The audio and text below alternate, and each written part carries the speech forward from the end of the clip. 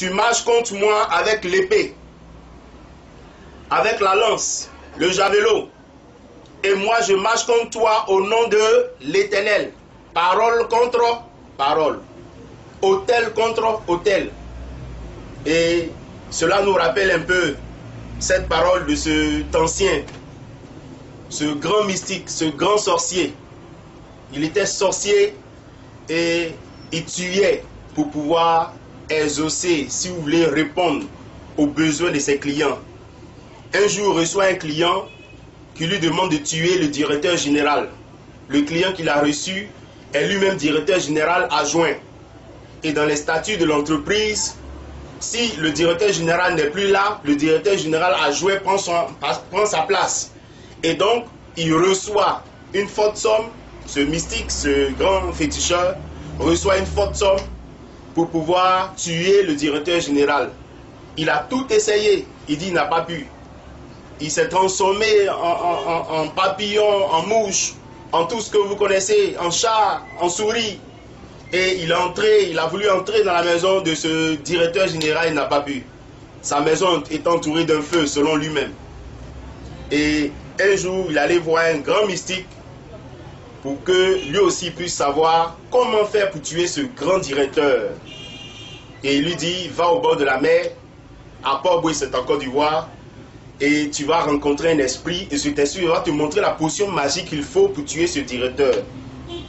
Mais attention, si tu vas au bord de la mer, et que l'esprit vient, et que tu as peur, et que l'esprit, dans l'autre cas, c'est-à-dire que si l'esprit ne vient pas, alors tu deviens fou. C'est ainsi que nous voyons des fous se promener tout au long de nos villes, de nos campagnes et partout dans le monde. Ce n'est pas ici seulement, c'est partout. Et donc, notre frère, ce monsieur, ce mystique, va au bord de la mer, à Port-Boué, c'est Abidjan, et autour de minuit, il commence à invoquer l'esprit qui doit sortir pour lui donner la solution. Comment tuer ce DG?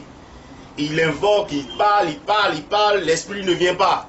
Et il sait que si il parle, il invoque, et l'esprit ne vient pas jusqu'au matin, il deviendra fou. Donc il a commencé à persévérer. Il a commencé à dire pour que réellement l'esprit sorte. Et à un certain moment, il est au bord de la mer, il voit un lion sortir de la mer, avec force, en rugissant, et avec une peur terrible. Mais dans cette peur, il dit qu'il avait envie de crier Jésus. Lui, le mystique, lui, le féticheur, il avait envie de crier Jésus. Et quand il a vu le lion venir, donc, il a crié Jésus. Il a vu que le lion est tombé et le lion est retourné dans la mer. Il dit, oh, bon, donc on peut crier Jésus et puis être défendu. Donc quand le lion est retourné dans la mer, il y a une femme qui est sortie avec de longues mèches. Donc c'est le même esprit qui a pris la forme de femme avec de longues mèches. Et donc l'esprit est venu et l'esprit lui a dit, pourquoi tu me déranges? Pourquoi tu me déranges? Parce que, voilà, il dit, mais toi aussi on t'appelle, tu ne viens pas. Il dit, mais sache que je suis occupé. Et l'esprit maintenant de lui dit, c'est pas tous les oiseaux du ciel qu'on peut manger.